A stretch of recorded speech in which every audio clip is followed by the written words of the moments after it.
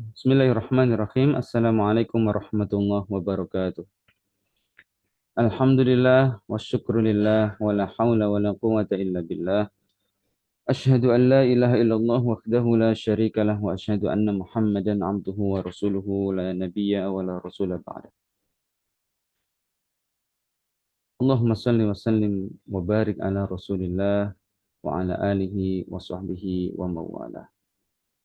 Saudara-saudara, kita sampai pada bab 24 dari kitab Al-Kawakib Al-Lamma'ah, yaitu tentang jihad fi sabilillah.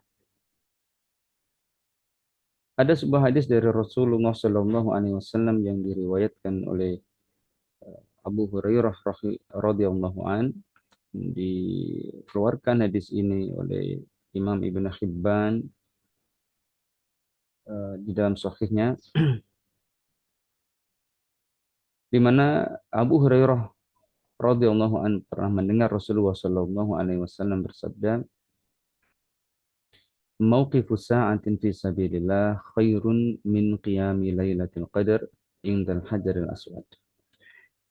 Berada satu saat saja di jalan Allah Subhanahu wa taala, yaitu dalam jihad, dalam meribat, itu lebih baik daripada sholat malam di Lailatul Qadar di dekat Hajar Aswad.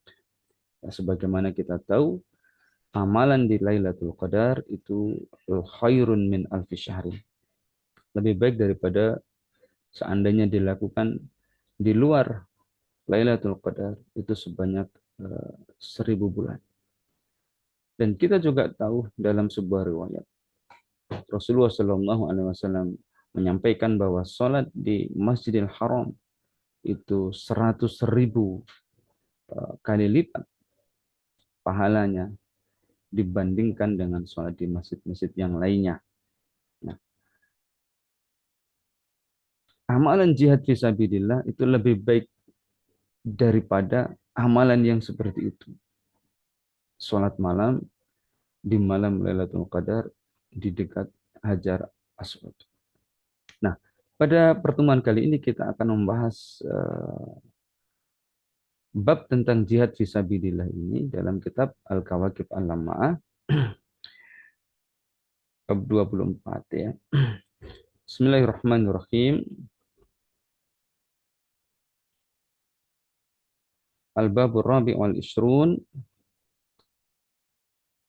Al-jihadu badlul wus'i fil qitali fi sabilillah mubasharatan au muawanatan bimalin au ra'yin au ghairi dhalik wa huwa fardun min Allah imma difa'an an ardil muslimin au hujuman bimarakhilihi wa adabihi tahta amril khalifah lihamli risalatil Islam ilal kharij.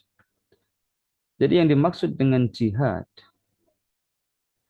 adalah badlul wus'i, mengerahkan segala daya fil qitali fi sabilillah, dalam peperangan di jalan Allah Subhanahu wa taala.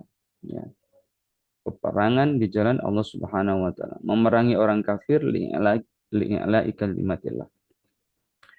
Baik mubasyaratan, secara langsung terjun di dalam medan jihad, au muawanatan, atau dengan memberikan bantuan terhadap dilangsungkannya peperangan di jalan Allah Subhanahu wa taala tersebut. Bimalin, bisa dengan harta, au ra'yin, atau pandangan strategi tertentu, au ghairi dzalik, atau yang lainnya. Wa huwa fardun minallah, dan jihad itu adalah fardu, kewajiban dari Allah Subhanahu wa taala alal muslimin, kepada kaum muslimin. Jihad merupakan bagian tidak terpisahkan dari ajaran Islam yang lainnya. Ya, hanya saja pada hari-hari ini syariat jihad hendak dipadamkan atau bahkan dibelokkan maknanya oleh musuh-musuh Islam, dan kita sebagai anak-anak kaum muslimin tidak boleh tinggal diam. Kita harus menyampaikan apa adanya kewajiban ini kepada umat. Ya. Jadi hukum jihad itu adalah fardun. Ya, hukumnya adalah wajib. Ya. Imma difa'an, baik jihad itu dilakukan dalam rangka untuk difa'an, untuk membela atau mempertahankan an ardil muslimin, negeri kaum muslimin, baik negerinya ini merupakan darul Islam maupun bukan darul Islam, yang jelas di situ kaum muslimin hidup, ya. Lalu ada musuh yang hendak menyerang, maka jihad di tanah seperti ini hukumnya juga fardu. Sebagaimana dulu di Indonesia ini ada seruan atau resolusi jihad dari Kiai Haji Hashim As'ari rahimahullahu taala dan para ulama untuk melawan Belanda yang melakukan agresi terhadap tanah kaum muslimin di Nusantara ini, ya. Au hujuman, ataukah jihad itu hujuman, sifatnya menyerang, bukan mempertahankan tanah, melainkan hujuman, melakukan ekspansi, ya. Tentu bimarohilihi, dengan marhalah-marhalah atau tahapan-tahapan yang telah ditetapkan oleh Islam, wa adabihi, dan adab-adab yang telah ditentukan oleh Islam, tahta amril khalifah, di bawah perintah seorang khalifah, khilafah atau khalifah kaum muslimin. Dalam rangkanya adalah lihamli risalatil Islam ilal kharij, untuk mengemban dakwah Islam, risalah Islam ke luar negeri. Ini terjadi tentu ketika kaum muslimin memiliki seorang khalifah. Ketika kaum muslimin tidak memiliki seorang khalifah, maka jihad yang ada adalah jihad difa'an. Ya, jihad mempertahankan diri ketika wilayah kaum muslimin diserang. Ya. Nanti ketika khalifah sudah ada, maka ada kewajiban untuk melakukan ekspansi wilayah khilafah ke luar negeri, ya, yang itu dalam rangkanya adalah untuk menyebarkan dakwah Islam. Nah, di sana ada perintah untuk jihad fisabilillah. Nanti akan kita lihat beberapa dalil nas berupa ayat-ayat Al-Quran maupun hadis-hadis Rasulullah SAW yang akan memberikan gambaran lebih detail. Qala Allah tabaraka wa ta'ala, وقاتلوا في سبيل الله الذين يقاتلونكم ولا تعتدوا إن الله لا يحب المعتدين. Dan perangilah di jalan Allah Subhanahu wa ta'ala orang-orang yang memerangi kalian, dan janganlah kalian melampaui batas. Sesungguhnya Allah Subhanahu wa ta'ala tidak menyukai orang-orang yang melampaui batas. Nah, dalam ayat ini ada perintah untuk memerangi orang-orang yang memerangi kita. Maka ini konteksnya adalah jihad difa'an, jihad defensif. Kemudian ayat berikutnya, waqala kutiba alaikumul qitalu wa huwa kurhul lakum wa asa an takrahu syai'an wa huwa khairul lakum wa asa an tuhibbu syai'an wa huwa syarrul lakum wallahu ya'lamu wa antum la ta'lamun. Diwajibkan atas kalian al-qital, peperangan. Wa huwa kurhul lakum, sementara peperangan itu berat bagi kalian, membuat kalian enggan, ya, kurhul lakum.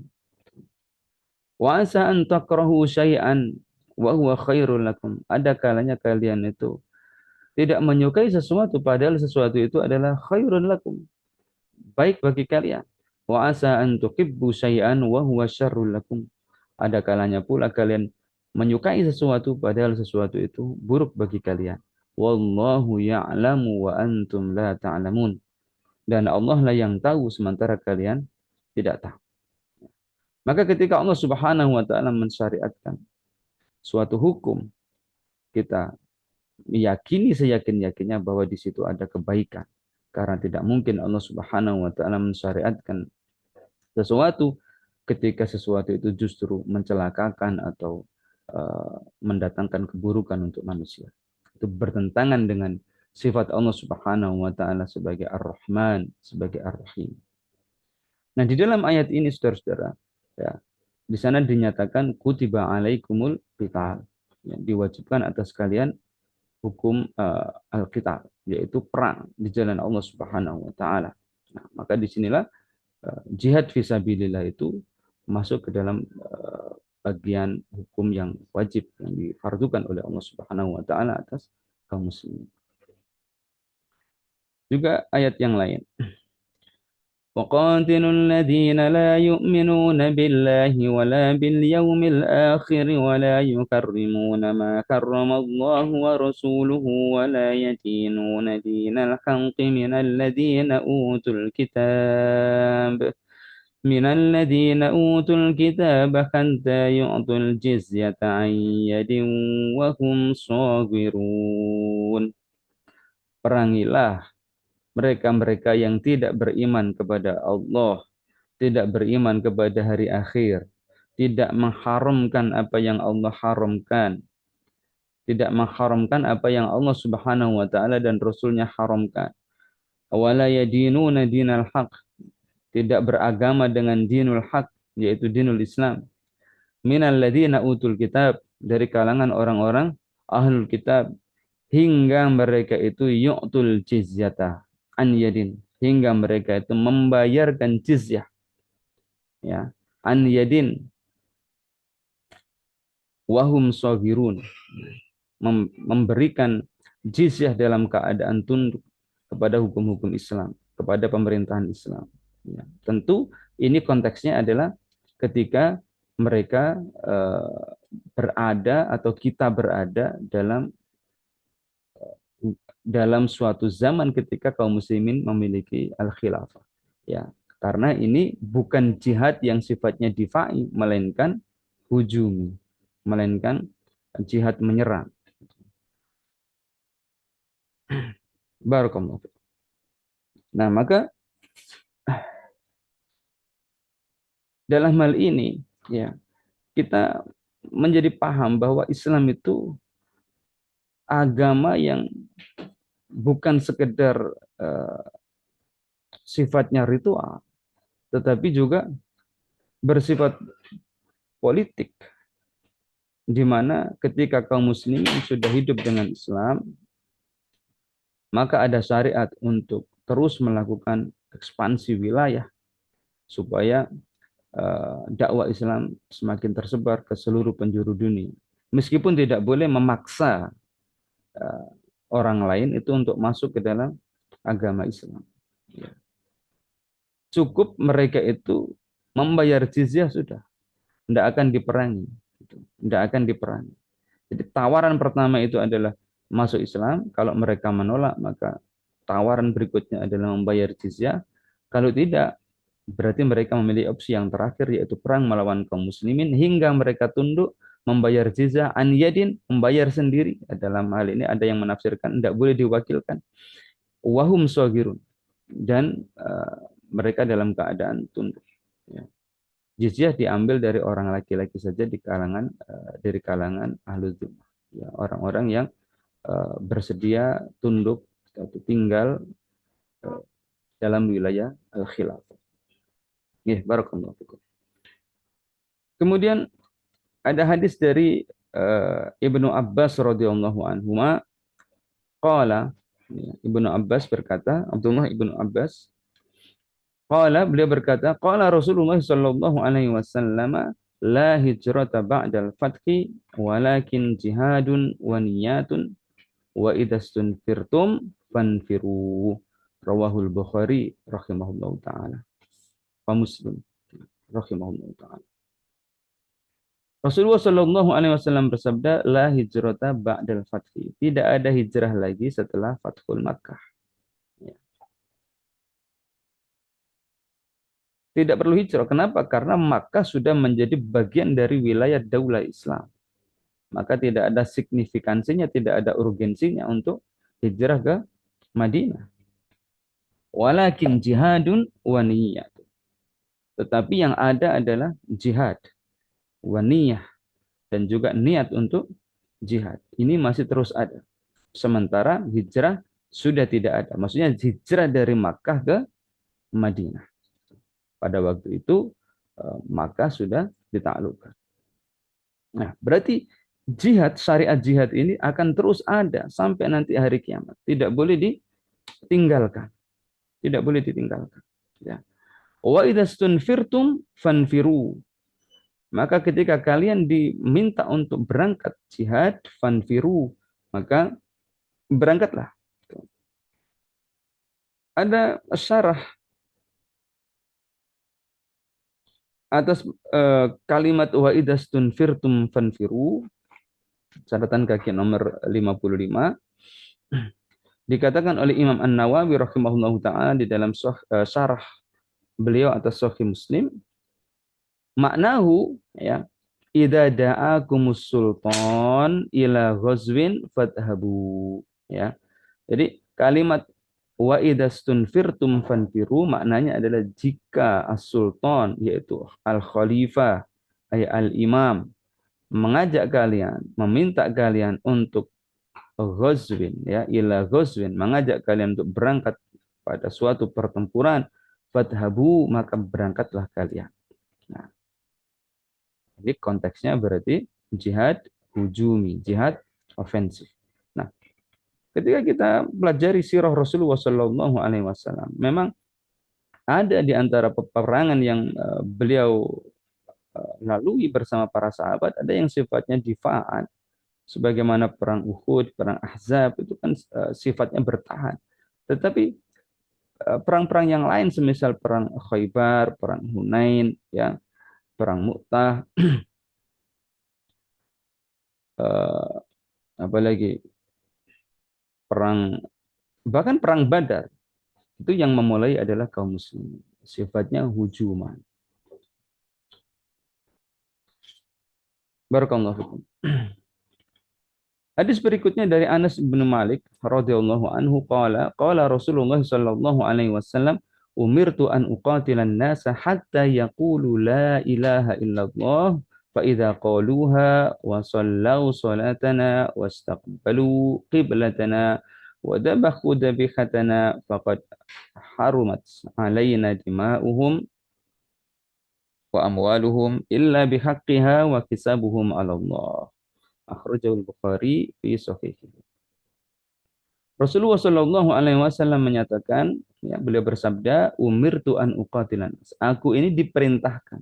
Siapa yang memerintahkan? Tentu saja Allah Subhanahu Wa Taala. Untuk memerangi manusia hingga mereka itu menyatakan la ilaha illallah.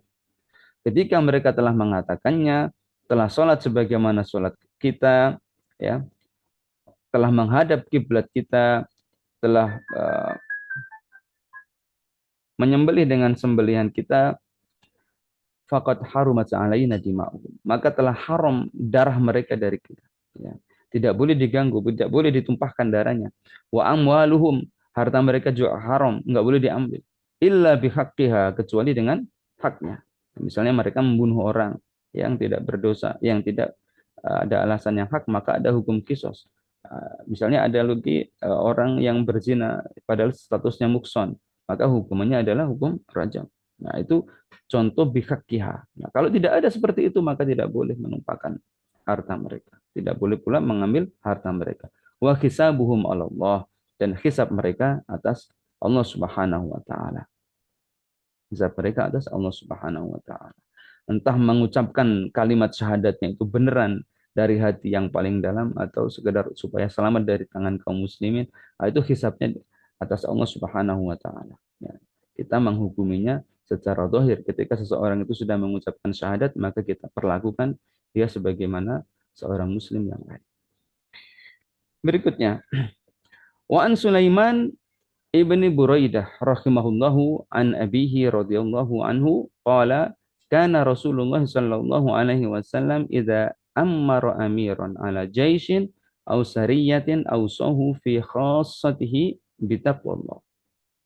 Ketika Rasulullah Shallallahu Alaihi Wasallam mengangkat seorang amir atas suatu pasukan atau suatu detasmen, ya, mengangkat panglimanya, mengangkat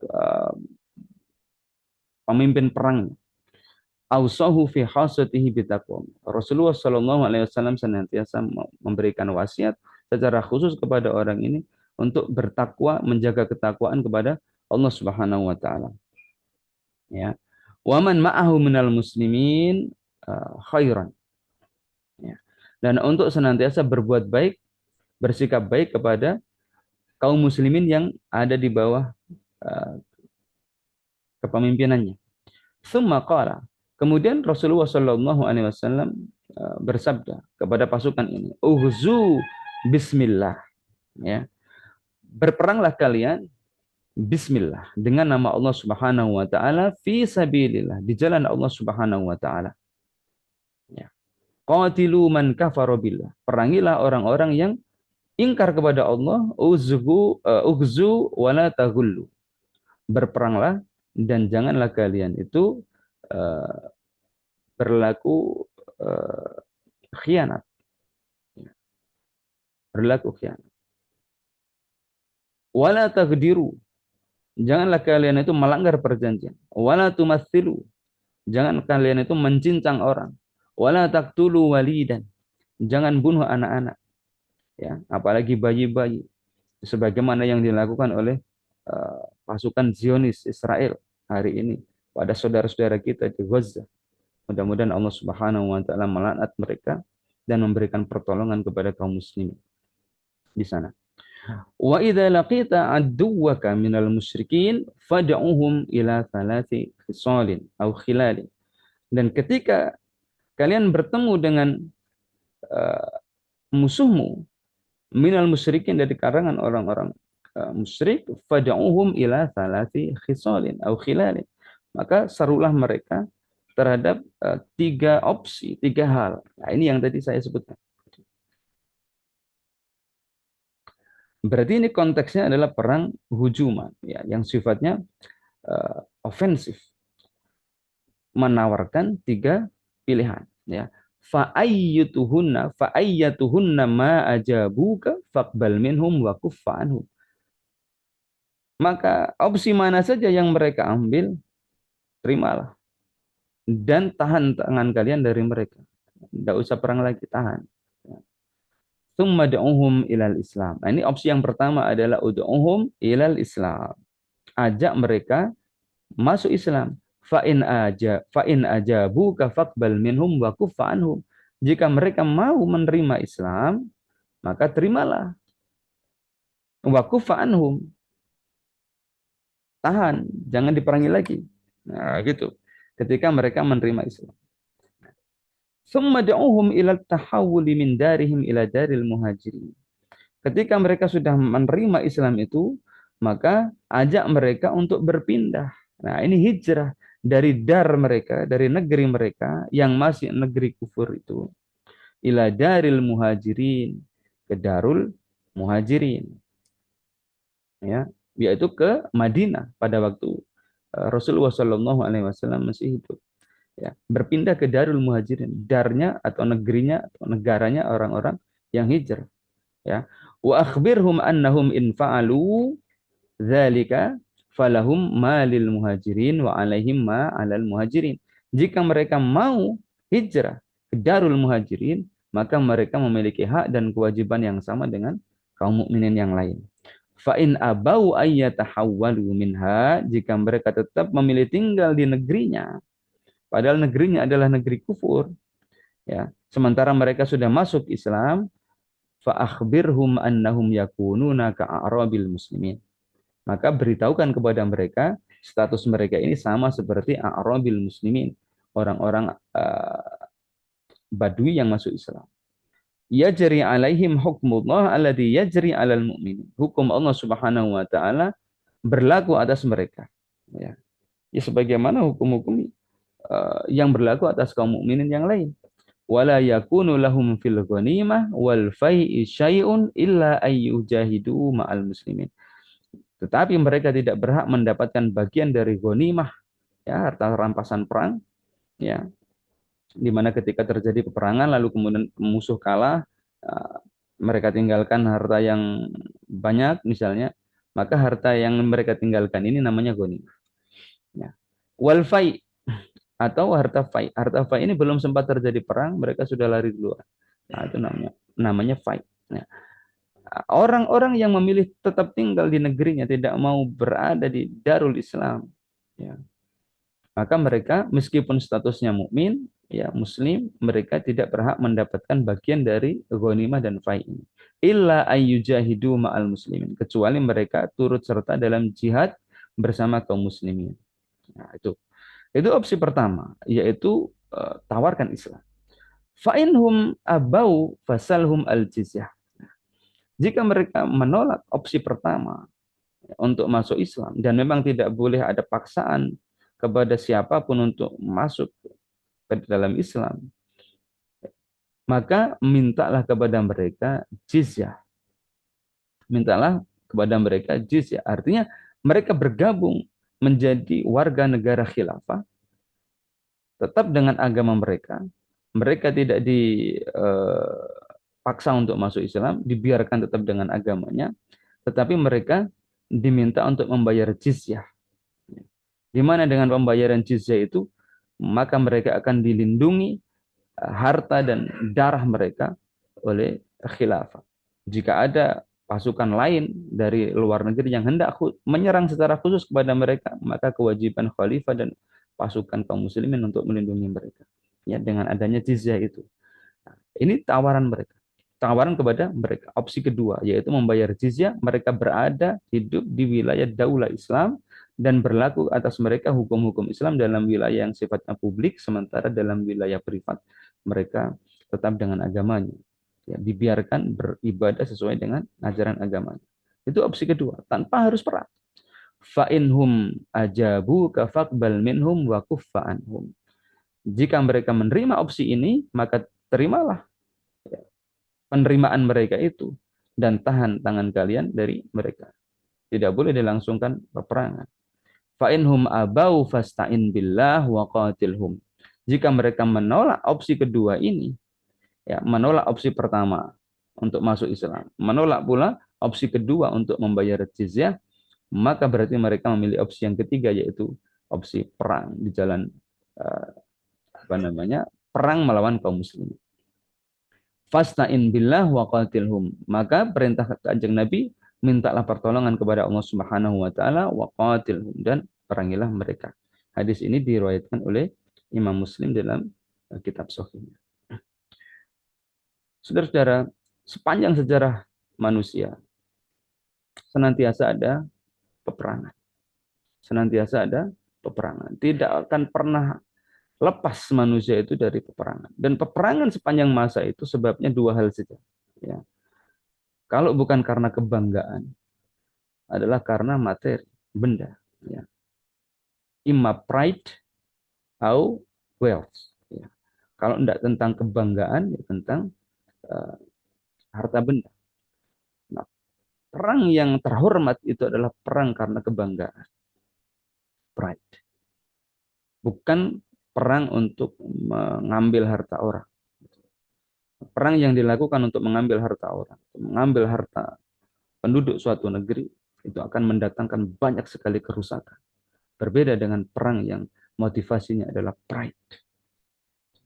Nah, pride itu ada kalanya pride yang sifatnya itu hakiki, yaitu membela mabda, membela ideologi tertentu.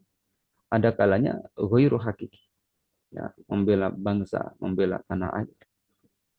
Nah, disitulah kemudian ada pembedaan al-quwah, ya, atau dorongan, kekuatan dorongan melakukan suatu amal. Jika kuah yang mendorong seseorang atau suatu kaum untuk berperang itu yang sifatnya adalah madiyah, kuwatul madiyah, hanya untuk memperoleh harta, maka itu dorongan yang sebenarnya sangat lemah. Ya, dorongan yang sangat lemah. Itu kalah dengan dorongan yang jenis kedua, yaitu kuwatul ma'nawiyah, kekuatan untuk membela harga diri. Nah, dan ini dikalahkan oleh kekuatan yang jenis ketiga, yaitu kuwatul ruhiyah, di mana ketika perangan dilangsungkan semata-mata demi menunaikan kewajiban dari Allah Subhanahu wa taala untuk tunduk kepadanya, ya, untuk mendapatkan ridho darinya, itu kuwatur ruhiyah. Nah, ini peperangan yang dilakukan dalam rangka untuk pride yang sifatnya hakiki, kebanggaan yang sifatnya hakiki, yaitu kebanggaan menjadi umat Rasulullah Muhammad Shallallahu Alaihi Wasallam, menjadi hamba Allah Subhanahu Wa Taala. Inilah dorongan kekuatannya, itu kekuatan yang paling tinggi, yaitu kuwatur ruhiyah. Barakallahu. Ya, demikian bab ke-24 dari kitab Al-Kawakib Al-Lama'ah, yaitu tentang jihad fi sabilillah. Dan sebagaimana tadi disampaikan, pengertian jihad itu adalah badlul wus'i fil qitali fi sabilillah mubasyaratan au muawanatan, yaitu perang mengerahkan segala kemampuan dalam perang fi sabilillah, baik secara langsung terjun langsung ke medan perang atau memberikan bantuan bimalin au ra'in au ghairi dzalik, bantuan harta, pendapat ataupun yang lainnya. Dan ini merupakan fardu dari Allah Subhanahu wa taala, dan jihad itu dibedakan menjadi dua, yaitu difa'an an ardil muslimin, pertahankan wilayah kaum muslimin, au hujuman, atau ekspansif, ya, ofensif, dalam rangka untuk menyebarkan risalah Islam ke luar negeri. Yang itu ada marhalahnya, ada tahapan-tahapannya, di mana tadi ada opsi 1, opsi 2, baru opsi 3. Dan adab-adabnya, ya, tidak boleh berkhianat, tidak boleh melanggar perjanjian, tidak boleh membunuh anak-anak misalnya, dan seterusnya. Ya, yang mana jihad defensif atau bertahan bisa dilakukan kapan saja ketika wilayah kaum muslimin diserang, baik wilayahnya ini statusnya itu adalah Darul Islam maupun bukan, tetapi di situ tinggal kaum muslimin, maupun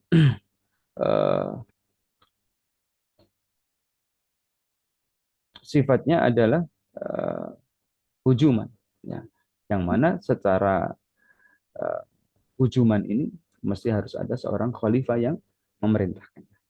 Ya. Barakallahu fikum, aqulu qouli hadza wa astaghfirullahal azim li wa lakum wa lisairil muslimin. Semoga bermanfaat. Assalamualaikum warahmatullahi wabarakatuh.